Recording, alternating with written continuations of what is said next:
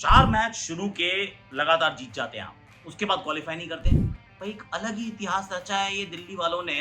अब दिल्ली दूरस्थ, दुरस्थ, हौसले पस्त ये सब कुछ हमने कर लिया पर अगले साल क्या करेंगे?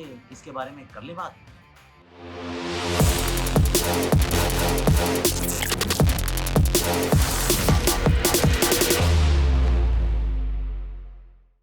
हैशटैग आकाशवाणी में आप सभी का हाथ जोड़ के स्वागत है और एक्चुअली ये वाला वीडियो ये बनाई मैं आपके लिए रहा हूँ। क्यों? क्योंकि बार-बार लोग कह रहे थे आप लोगों के कमेंट थे कि भाई दिल्ली का बताओ, ये क्या अच्छा कर रहे थे पर फिर कहाँ रह गए, क्यों रह गए, आगे क्या करेंगे और नेक्स्ट ईयर क्या करना होगा? क्योंकि करना तो पड़ेगा भैया काम, सुन लो मेरी बात। बिना काम किए तो काम होगा नहीं, गला थोड़ा-सा पहले से बेहतर हुआ है पर 2 ही दिन की एंटीबायोटिक्स हुई हैं तो 3 मोर डेज़ टू गो।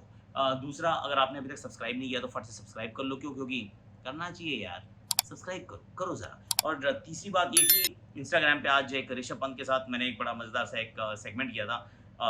वो ज़रा देख लो। गेस द बोलिंग एक्शन, तो चेक करना है, इंस्टाग्राम पे भी आ जाना तुम और टेलीग्राम पे भी आ जाओ। मतलब बहुत सारी चीज़ें आज मैंने प्रमोशन कर दी हैं अपनी। ऐड नहीं है कोई, ऐड फ्री चल रहा है, एकदम धंधा जो है एकदम अब मंदा हो चुका है। क्यों? क्योंकि आईपीएल खत्म हो चुका है। पर let's talk about Delhi. I think एक चीज़ जो उनके विपक्ष में गई वो ये थी कि इनको पता ही नहीं चल रहा था कि हमने ओपनिंग करानी किससे है। जब तक तो जेएफएम खेल रहे थे, जेक फ्रेज़र मक्गर्क, तब तक एक्चुअली ये जीत रहे थे। लेकिन फिर उनको ड्रॉप करना ही था क्योंकि वो तो करना ही था। वो तो आपने आकाशवाणी पे बहुत पहले देख लिया था कि ये सीज़न नहीं चल पाएँगे, ड्रॉप होंगे पक्का और ड्रॉप हुए वो। लेकिन 6-7 डिफरेंट ओपनिंग कॉम्बिनेशन के साथ उतरना पड़ा। कभी इसको, कभी उसको, कभी आगे, कभी पीछे, मतलब सब ट्राई कर मारे यार। पर बात इनकी बनी नहीं। इनको बाद में रियलाइज़ हुआ।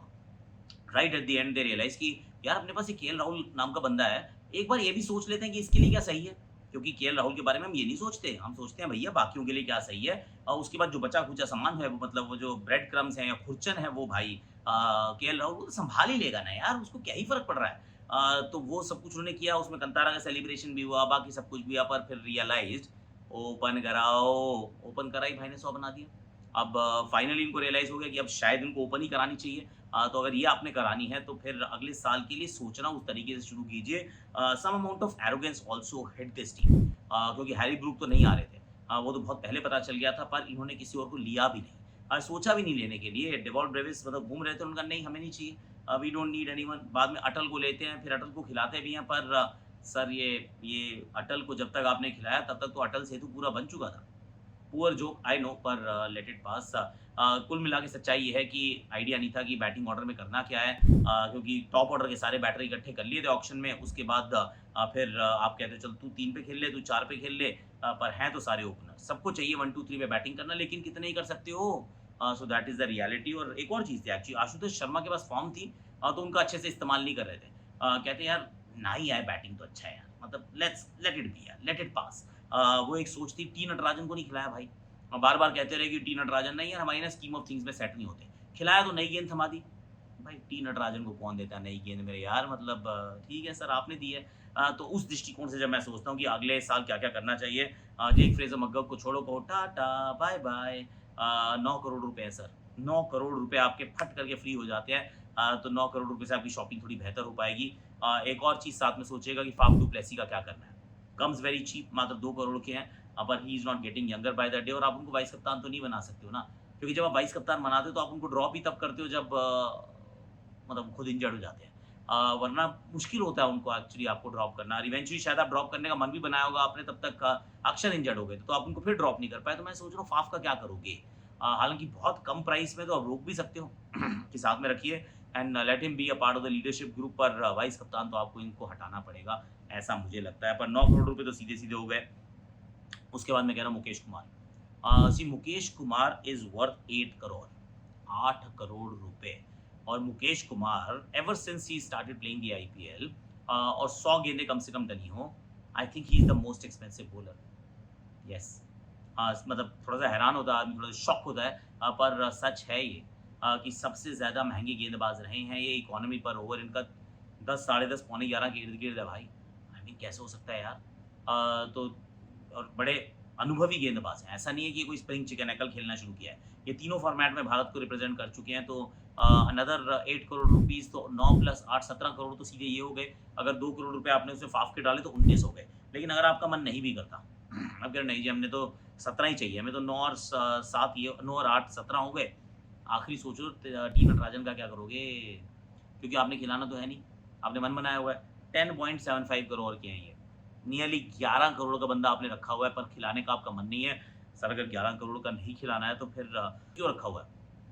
तो अगर आपके पास 17 9 8 17 17 प्लस 11 28 करोड़ रुपए आप ऐसे फ्री कर सकते हैं। 2 करोड़ फाफ के तो हो गए 30 करोड़ रुपए, प्लस 5-7 आपको मिलेंगे ही, वो आपके फ्री हो जाएँगे। और अटल को भी छोड़ोगे तो हैरी ग्रुप के पैसे फ्री हो जाएँगे। You will have plenty of money to play with actually. मुझे ऐसा लगता है कि आप ये कर सकते हैं। आपको खरीदारी क्या करनी होगी? एक तो कहता हूँ मुझे लगता है दुष्मंता चमीला को बेशक मन करे जाने देना। व्हाटएवर द मनी इज़ जाने देना। एक ओवरसीज़ फास्ट बॉलर और लेना जो मिचेल स्टार्क के साथ हो सकें। So that's point 1। दूसरा मुकेश को अगर आप जाने दे रहे हैं तो कोई इंडियन फास्ट बॉलर स्काउटिंग करो भाई, ढूँढो ज़रा, उनको लेकर आएँ। उसके बाद मैं सोच रहा हूँ स्पिन में कोई टेंशन नहीं है, विपराज निगम, कुलदीप यादव, अक्षर पटेल बिल्कुल परफेक्ट है। देन गो फॉर थोड़ा-सा मिडल ऑर्डर बैटर्स यार, और उसमें ओवरसीज़ भी ढूँढो। ओपनर सारे हैं, अभिषेक पुरोल ओपन करता है, केएल राहुल ओपन करता है, करुण नायर ओपन करता है, आई मीन फाफ भी ओपन करता है, तो कितने ओपनर चाहिए यार? हर साल इनकी यही कहानी होती है, ओपनर इतने सारे होते हैं, नीचे कोई बैटिंग करने वाला होता नहीं, और जब लेते हैं और वो नहीं आता तो उसके बदले कोई लेते नहीं। अलग ही दुनिया चल रही है भैया, तो नीचे बैटिंग वाले लोग ढूँढो, जो मिडल ऑर्डर के आपको सुदृढ़ कर सकें। एक पारी समीर रिजवी ने अच्छी खेली है, आशुतोष ने 2 पारियाँ अच्छी खेली हैं, तो at least you see promise there, पर you need to now focus on your middle order batter, और वहाँ पे ओवरसीज़ और 1-2 फास्ट बॉलर अच्छे आप एकत्रित कर सकते हैं, ऐसा मुझे लगता है। इनफैक्ट आप तो 2 ओवरसीज़ फास्ट बॉलर वैसे भी खिला सकते हो, क्योंकि आपके पास 3 तो भारतीय स्पिनर्स हैं यार, और बैटिंग में भी आपके पास बहुत सारे भारतीय हैं, तो you are actually well sorted. तो hopefully they will have a better slightly better auction. ये छोड़ दो लोगों को रिलीज़ अच्छा करेंगे, और आप इस बात से कितना सहमत है नहीं है, वो do let me know in the comment section. और आज के लिए मेरे पास इतना ही है। गला अभी भी ना not that great. Like, share, subscribe, comment, notification घंटी बजा दो, और 7 मिनट का वीडियो हुआ है, एडिट करके भी 7 सवा 7 का ही बनेगा, थाला फॉर अ रीज़न। ओह! चलो कोई नहीं। बैड जोक एक और, आज के लिए अभी के लिए इतना ही है। ध्यान रखो, सब्सक्राइब कर लेना प्लीज़।